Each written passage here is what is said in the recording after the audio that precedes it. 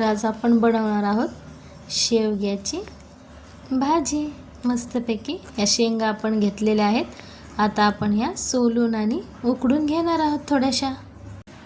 आता आपण शेंगा मस्तपैकी त्याची वरची पूर्ण साल काढून घेतलेली आहे शेंगांची आणि आता आपण ही धुवून घेतलेली आहे। आता आपण याला थोडंसं पाण्यात उकळी काढून घेणार आहोत। फक्त एक शेंगा आपण उकडून घेतलेल्या आहेत। या शेवग्याच्या शेंगा पाण्यात अशा मस्तपैकी आपण एक उकळी काढून घेतलेली आहे शेंगांना। तर नमस्कार सर्वांना, स्वादश्री किचन मध्ये मी शीतल आंबाडे आपले खूप खूप स्वागत करत आहे। चला तर आज आपण बनवूया शेवग्याच्या झणझणीत शेंगा। त्यासाठी लागणारे साहित्य आहे, कांदा आपण चिरून घेतलेला आहे व्यवस्थित। त्यासाठी आपण घेतले लाल तिखट, बेडगी मिरची पावडर इथे घेतला आहे, कांदा लसूण मसाला थोडासा, खोबरं, कोथिंबीर, आलं लसूण आपण व्यवस्थित सोलून घेतलेला आहे। आणि गरम मसाल्यामध्ये आपण जो हा खडा मसाला घेतला आहे, यात तेजपत्ता, दगडफूल, धने आणि या चक्री फूल असं पूर्ण थोडं थोडं वापरलेलं आहे। चक्री फूल हे आणि लवंगा 2-3 वापरलेले आहेत आपण। अशा पद्धतीने शहाजिरं हे मी ताजा मसाला वापरत असते, कारण यामुळे खूप छान फ्लेवर येतो भाजीला। गरम मसाला तसा आपण थोडासाच घेतला आहे आणि हा मसाला थोडा जास्त। आणि आपल्याला त्या मसाल्यामधलं जे आवडतं आपल्याला ते मी थोडंसं त्याचं प्रमाण थोडंसं वाढवलेलं आहे। तर दगडफुलाची टेस्ट आमच्या घरात जास्त आवडते, ते थोडीशी जास्त मी वाढवून घेतलेलं आहे। आणि जेव्हा आपण हा मसाला बनवत असतो ना, जेव्हा आपण खडा मसाला वापरतो तेव्हाच भाजीला टेस्ट छान लागते आणि भाजीचा असं एकदम सुगंध एकदम छान अशी लागते भाजी। त्यामुळं हा मसाला मी नेहमी म्हणजे ताजा मसाला हा नेहमी वापरतच असते। थोडा का होईना ताजा मसाला मी टाकत असते आणि मग ऑप्शनल म्हणून आपला हा टाकायचा कधीतरी हा मसाला, थोडासा हा पण वापरायचा। बस हे मसाले आपण घेतलेले आहे। आणि अर्थातच मेन म्हणजे आपल्या शेवग्याच्या शेंगा, ज्या की मी धुवून मस्तपैकी एक उकळी काढून घेतलेली आहे। शेवग्याच्या शेंगाला मीठ थोडंसं घालून एक उकळी काढून घेतलेली आहे। चला तर मग बनवूया झणझणीत शेवग्याच्या शेंगा। अगोदर आपण खोबरं, कांदा हे सर्व भाजून घेणार आहोत। मस्तपैकी तेलामध्ये भाजून घ्यायचं आहे आपल्याला। चला तर मसाला भाजण्यासाठी आपण कढई ठेवलेली आहे। ही मसाला भाजण्यासाठी कढई वापरते मी नेहमी। ही केलेली आहे, गेलेलं आहे तेल। चल तेल आपण टाकून घेतलेलं आहे। आता तेलामध्ये जाणार आहे सर्वात अगोदर खोबरे। मस्तपैकी आपण खोबरं भाजून घ्यायचं आहे, लालसर छान असं भाजून घेणार आहोत आपण। हे पहा आज पद्धतीने आपल्याला खोबरं भाजून घ्यायचं आहे। यामध्ये आपण हा मसाला लगेच ॲड करून घेणार आहोत। जो खडा मसाला आपण काढलेला लवंग, कांदा, तेजपत्ता हे सगळं यामध्ये थोडंसं भाजून घ्यायचं आहे। असं लालसर भाजलं की आपण हे काढून घेणार आहोत। नंतर झणझणीत आपण तेलामध्ये व्यवस्थित तळून घेणार आहोत। जास्त तळून घ्यायची नाही आपल्याला, छान अशी तळून घ्यायची आहे। अशा पद्धतीने लालसर झाली आपल्याला काढून घ्यायची आहे। मस्त मसाची तळी झाली आहे।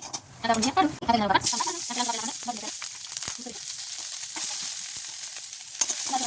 अशा पद्धतीने आपल्याला लालसर कांदा भाजून घ्यायचा आहे। आणि कांदा भाजत आला की यामध्ये आपण अद्रक आणि लसूण थोडेसे परतून घेणार आहोत। कांदा छान लाल झाला की अद्रक लसूण टाकून घ्यायचे, परतून घ्यायचे आहे। अशा पद्धतीने जास्त भाजायचं नाही, अद्रक लसूण थोडेसे भाजून घ्यायचे आहे। अशा पद्धतीने आपण मसाला म्हणजे कांदा वगैरे छान भाजून घेतलेला आहे। जास्त जवळ घ्यायचं नाही आता, अशा पद्धतीने छान भाजलेला आहे। आता काढून आता हे सर्व मसाले आपण मिक्सरला फिरवून घेणार आहोत। भाजलेले हे सर्व मसाले घेणार आहोत आता मिक्सरला फिरवून। अशा पद्धतीने आपण मसाला बारीक करून घेतलेला आहे मिक्सरला। अशा पद्धतीने आता आपण लगेच करणार आहोत शेवग्याची भाजी। या पद्धतीने तेल अगोदर आपण यात घालून घेणार आहोत कढईमध्ये। थोडंसं जास्तच वापरते तेल, थोडीशी काळ्या वाटण्याची भाजी असल्यामुळे तेल थोडंसं जास्तच वापरतो आपण। मस्त लागते झणझणीत ही। तेल टाकल्यानंतर आपण लगेच यात घालणार आहोत थोडीशी आपण बेडगी मिरची पावडर घालणार आहोत, किंचित। पूर्ण मी टाकत नाही अगोदर, ते फक्त लाल तिखट थोडंसं टाकलंय आणि लगेच आपण यात टाकून घेणार आहोत हे काढलेला मसाला।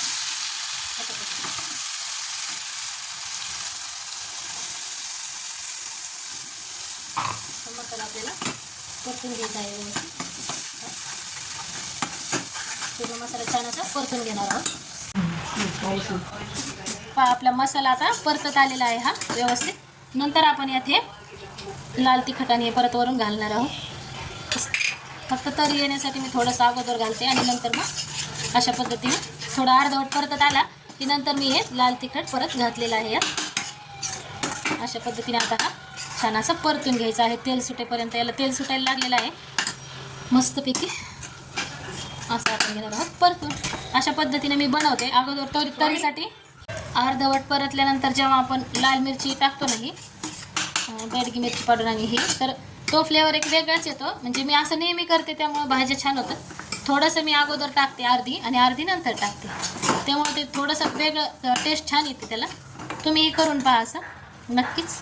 आणि लालसरपणा छान दिसतो त्याचा. म्हणजे आपण जे लाल तिखट जे टाकलेलं असतं ते जळत नाही आणि त्याचा कलर जो आहे ना, तो जशाला तसा म्हणजे नंतर राहतो तो अर्धवट. अशा प्रकारे हे पहा छानसं असं परतत आलेलं आहे. आणि लगेच मसाल्याचा कलर बदललेला आहे. आपण जेव्हा लाल मिरची टाकली ना, तर लालसर असा कलर मसाल्याला आलेला आहे आपल्या. हे पहा म्हणजे जास्त जळत नाही ते लाल तिखट जेव्हा आपण टाकतो तेव्हा. हे पहा आणि छान असा लाल लाल दिसतोय हा. हे पहा मस्त अशा पद्धतीने आपण बनवून घेणार आहोत. आणि छानसं असं तेल सुटायला लागलेलं आहे. हे पहा मसाल्याला. हे पहा छान थोडंसं परतू द्यायचं आहे आणि लगेच शेवग्याची शेंगा आपण ॲड करणार आहोत त्यात.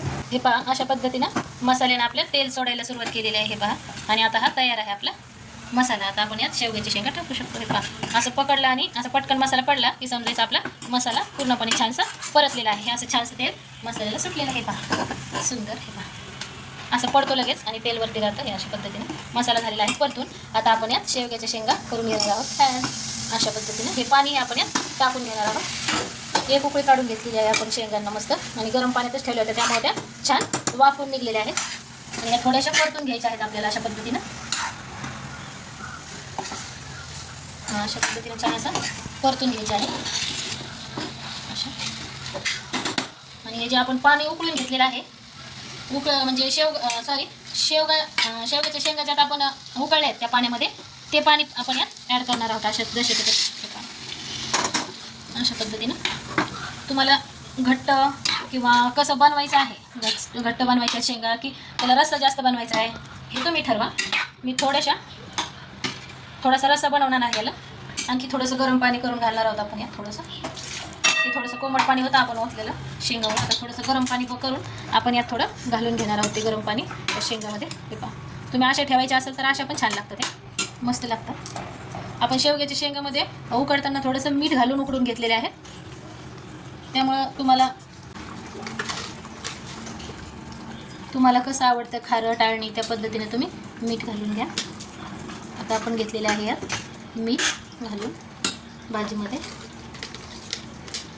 आणि आता आपण थोडंसं गरम पाणी करून घेतलेलं आहे आणि ते घालणार आहोत यामध्ये अशा पद्धतीने.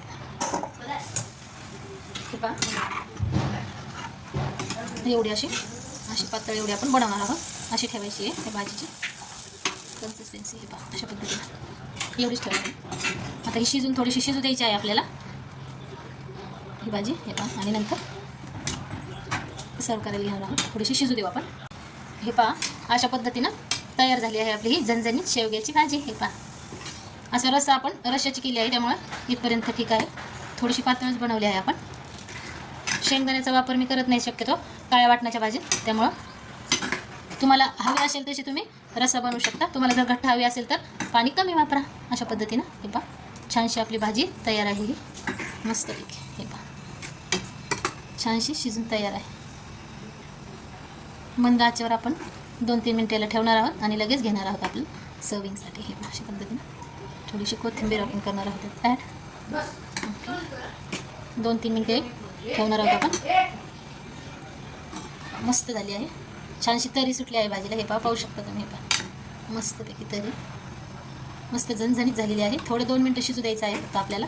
आणि ही भाजी मी नेहमी जास्त घट्ट बनवत नाही, मसाल्याचा जास्त वापर असल्यामुळं जास्त घट्ट नाही बनवत मी ही भाजी. आम्हाला अशी थोडीशी रश्श्याचीच लागते, त्यामुळं अशीच बनवतो. हे पहा असा थोडासा घट्टसरपणा आपल्या भाजीला आलेला आहे. हे पहा आणि आपण सर्विंगला घेणार आहे. पहा मस्त थोडासा घट्टसरपणा आलेला आहे. आणि आता ही तयार आहे आपली शेवग्याची झणझणीत भाजी. हे पहा घट्ट झालेली आहे ही अशी. त्याच मसाल्यात आपण इतर दुसरं काही शेंगदाणे वगैरे आपण नाही वापरले तरी पण हे अशा पद्धतीने घट्ट झालेली आहे. या पद्धतीने बनवते मी. चला तर मग सर्व करूया. हे पहा तयार आहे आपले झणझणीत शेवग्याच्या शेंगा, किंवा तुम्ही याला शेवगा थाळीही म्हणू शकता. 1-2 शेंगा जर आपण उकडून तळून घेतल्या असत्या आणि साईडला ठेवल्या असत्या तर शेवगा थाळी तयार होत होती. हे पहा, अशा पद्धतीने आपण ही बनवलेली आहे. माझी रेसिपी जर तुम्हाला आवडली असेल तर स्वादश्री किचन चॅनलला लाईक, शेअर आणि सबस्क्राईब करायला विसरू नका. Thanks for watching.